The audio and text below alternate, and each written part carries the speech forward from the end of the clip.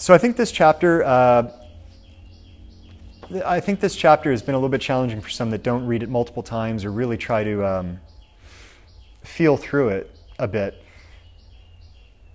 And I'm being obviously facetious. I like babies. I've got no problems, and calling them ugly is just to make a point.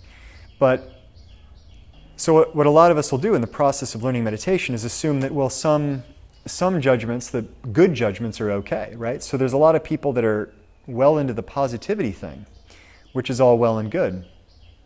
But that ain't meditation, right? Meditation is not trying to put yourself in a positive mindset.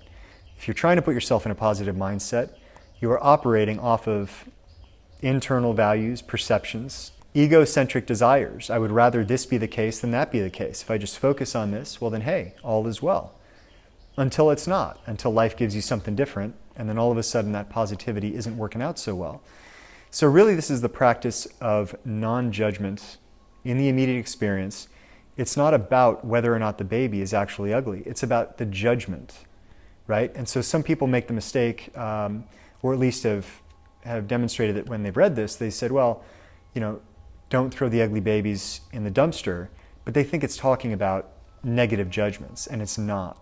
It's talking about all judgments. Even to call the baby beautiful or cute is an ugly baby problem, right?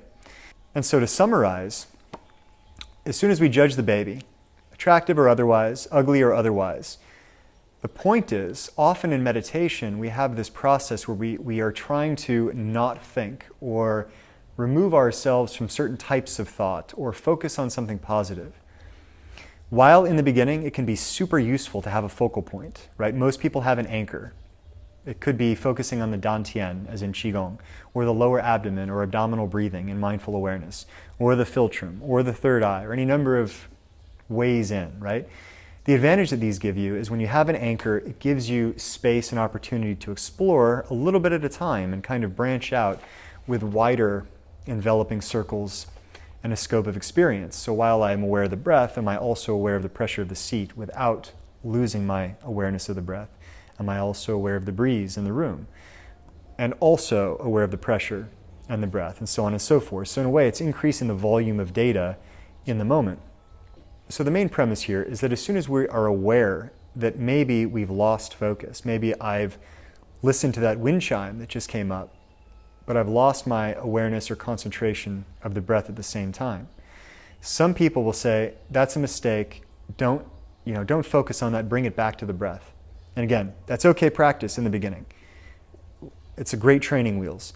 But the idea is that when the mind starts to move, to bring awareness with it, to allow your consciousness to expand, to envelop that experience and many more. As soon as you're aware that you're aware, as soon as you're aware that you're thinking the thing, well, there's an opportunity there to be mindfully aware and meditative in that experience. The main problem we have is we're not aware that we're thinking and we're just thinking the thing. Oh, it's a wind chime. Oh, it's nice. Oh, it's a lovely sound. Oh, it's a horrible sound.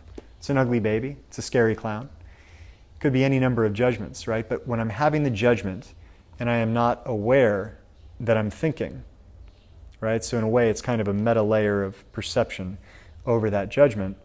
Well, then I'm not in the game, right? That's not really what we're looking for here. But understanding this dynamic at work, and the more we do it, the easier it becomes, and the more readily we start to see those types of distractions. But the point isn't the distraction. It's okay to have an object of perception, an object of experience. That can be a meditative experience. You can meditate on the subway. You can meditate in a conversation. You, on the other side of this video, can meditate while you are listening to me. It has nothing to do with the contents. It has to do with you and your perception of it. And whether or not you are immersed in judging, or whether or not you are aware of your experience at the same time. Quite a few layers there, and even more once you start to realize that you are judging judgments, right? We're 2 or 3 layers removed from immediate experience. So yeah, it's a challenge, but this is something that you can overlay on your mindfulness practice, right? I had one client who was practicing meditation with me for a while, and we were having a gathering every Sunday. We're doing this back in Shanghai. And he came one day and he said, meditation is incredible. He's like, it's like a flavor enhancer. So he had taken the subway, and he said, now I wouldn't recommend you regularly practice mindfulness on the subway because you see a lot of stuff that you'd probably rather avoid. But it was like everything was enhanced. The sounds, the colors in Shanghai, the snorts and coughs and what have you. But it was essentially life on roids, right? It was a much more mindful experience. All the flavors came out. They were enhanced, right? And that's kind of what we're looking for, is how any experience can become a meditative experience. So it's kind of the premise of this chapter, and it really falls on you. This is not really a skill, a specific tool set or point of practice. This is a mindset. And it's a willingness to take what you're doing in isolation, in the yoga studio, the martial arts studio, the Vipassana retreat, whatever you're doing for meditation, to take it from that point of practice and transfer it beyond. And this takes active application. This requires you wanting to apply it, wanting to be more weightless, wanting to be more mindful. And yeah, that's the work that we have to do. So any questions on this, guys?